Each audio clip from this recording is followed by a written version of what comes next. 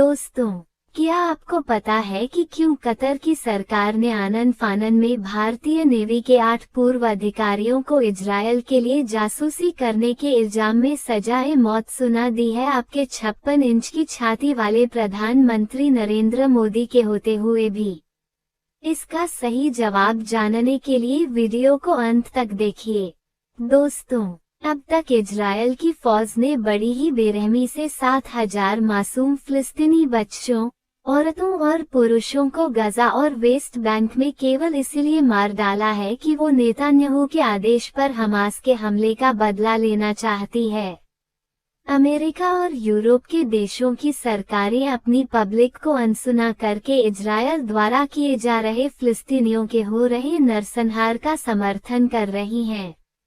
भारत के अंधभक्त और चाटुकार मीडिया के लोग भी भारत सरकार के स्टैंड और भारत के राष्ट्रीय हितों के खिलाफ जाकर खुलेआम इस नरसंहार का समर्थन कर रहे हैं। ये सब बार बार हमास को एक आतंकवादी संगठन बताकर भारत में हिंदू और मुसलमानों के बीच के सौहार्द और भाईचारे को बिगाड़ने की गंदी नापाक हरकत कर रहे हैं, जबकि भारत की सरकार और यूनाइटेड नेशंस ऑर्गेनाइजेशन ने कभी भी हमास को एक आतंकवादी संगठन घोषित नहीं किया है। साथ ही Saudi Arabia, Qatar, Iran, Iraq, मिस्र, जॉर्डन, बहरीन जैसे मुस्लिम देशों की आम जनता में भारत के खिलाफ गुस्से और दुश्मनी के बीज बो रहे हैं। इजरायल द्वारा किए जा रहे फिलिस्तीनियों के नरसंहार का समर्थन करने वालों को इतिहास कभी भी माफ नहीं करेगा। केवल राक्षसी इस नरसंहार का समर्थन कर सकते हैं।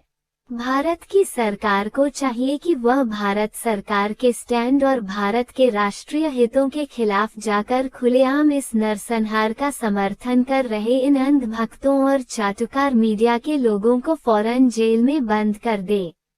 इजरायल द्वारा किए जा रहे फिलिस्तीनियों के नरसंहार के खिलाफ भारत सरकार फौरन इजरायल के राजदूत को देश से बाहर निकाल दे और कुछ अरसे के लिए तेल अवीव से अपने डिप्लोमेटिक रिश्ते तोड़ दे।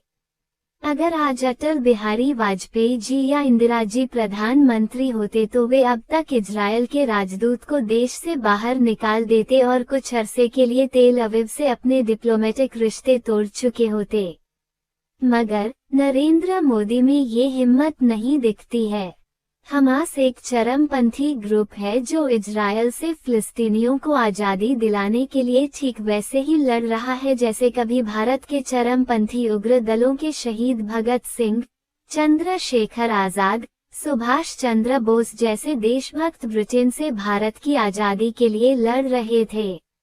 बात तुर्की देश की सरकार ने भी खुलेआम कह दी है कि हमास कोई आतंकवादी संगठन नहीं है, बल्कि फिलिस्तीन की आज़ादी के लिए लड़ने वाला देशभक्त संगठन है। सच तो यह है कि इजरायल की सरकार एक आतंकवादी सरकार है जिसके खिलाफ यूनाइटेड नेशंस ऑर्गेनाइजेशन की जनरल असेंबली और सुरक्षा परिषद में फिलिस्तीन में मानवाधिकारों के हनन के लिए 90 से भी ज्यादा प्रस्ताव पास हो चुके हैं। मगर इजरायल है कि मानता ही नहीं है। इतनी बातें समझने के बाद तो आपको अपने सवाल का जवाब भी समझ में आ ही गया होगा।